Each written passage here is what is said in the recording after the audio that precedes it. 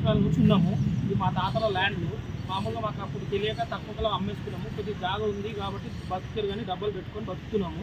ఇప్పుడు పల్లవి స్కూల్ అతను కూడా మొన్న 2 యాక్సిడెంట్లు అయినాయి. వాడు మా మీద కంప్లైంట్ ఇచ్చి డబ్బులన్నీ దౌర్జన్యంగా బాగా కొట్టేసిండు.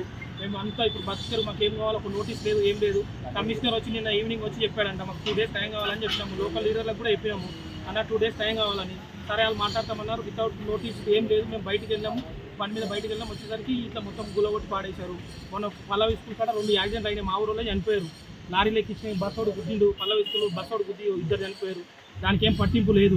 ఈ జాగా లేదు. పొద్దుగాల మొత్తం ట్రాఫిక్ జామ్, ఎక్కడో అక్కడ వెళ్ళడానికి కూడా వాల్యూ అసలు జాగా లేకుండా ఉంది. మొత్తం కాలనీకి వెళ్ళడానికి రాకుండా మొత్తం బస్సులతో మొత్తం జామ్ చేసి పాడేస్తున్నారు పల్లవి స్కూల్ వాళ్ళు. మొత్తము వాళ్ళకి పట్టింపు ఏం లేదు. అసలు పర్మిషన్ కూడా రోడ్ మీద, అది 100 ఫీట్ రోడ్డు, ఇది 60 ఫీట్ రోడ్ ఉంది. మొత్తం కబ్జా చేసి కంపౌండ్ వాళ్ళు మొత్తం రోడ్ మీద గట్టి పాడేసిండు.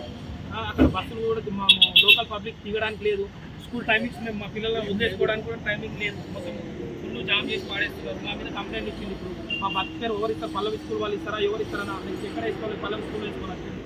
పల్లవి స్కూల్ పక్కన వేసుకోవాలి. షెడ్ మొత్తం 2 సంవత్సరాల నుంచి 2 సంవత్సరాల నుంచి ఏం లేదు. ఇప్పుడు సడన్గా స్కూల్ ఇప్పుడు ఈ మధ్య 1 ఇయర్ బ్యాక్ నుంచి స్కూల్ పెట్టి నుంచి ఇప్పటికి 2 సార్లు కంప్లైంట్ ఇచ్చిండు. మేము బతిని ఆడుకున్నాము. ఆ కమిషనర్ ఇప్పుడు నిన్న వచ్చి సడన్గా ఈ పని చేశారు. కొంచెం